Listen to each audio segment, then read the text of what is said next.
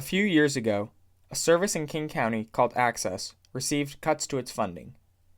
Access provides transportation to individuals with disabilities so they can go into the community and be active citizens. An adult who assisted my scout troop, David Lee, uses Access as his primary mode of transportation.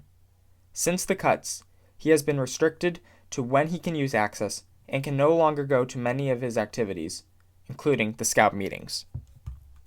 How long have you used Access, and where do you ride it to? Um, I've been writing accents since September 2003. Hi. Where do you take it to?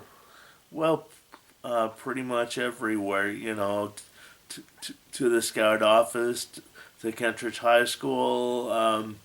If I've got to go down to like Valley Medical, so it's pretty much my primary transportation. How have the Access cuts affected you?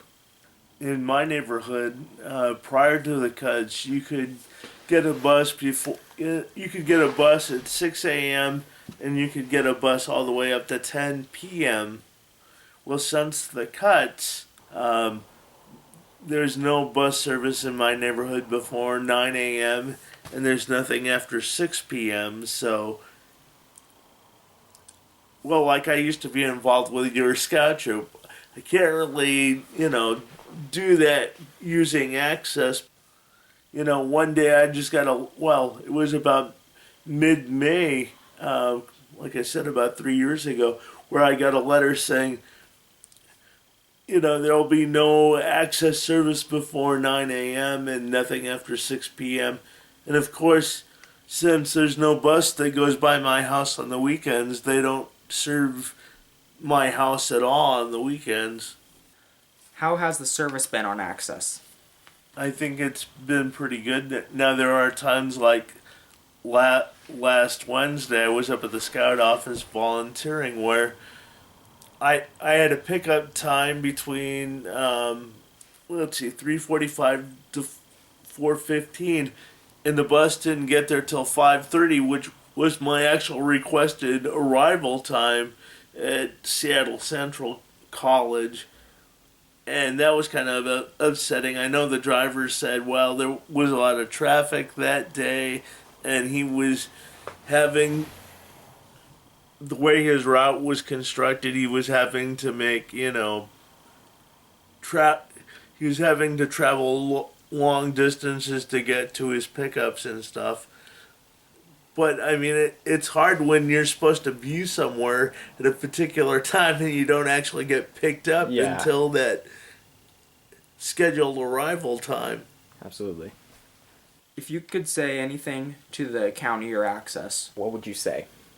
What are the plans for, bringing back the service that you've already cut?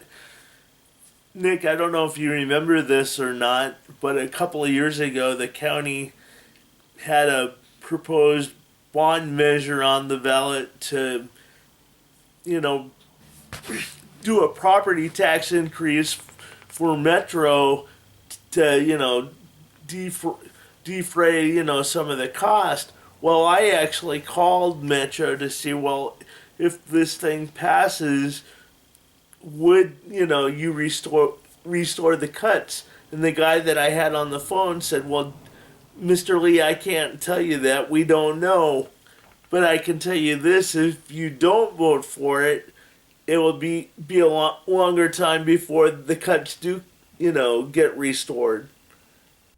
I began inquiring about Access when Mr. Lee had to stop coming to the troop meetings, but upon investigation I learned others have problems with Access rides. For now, the best way to solve this problem is to write to Metro in King County.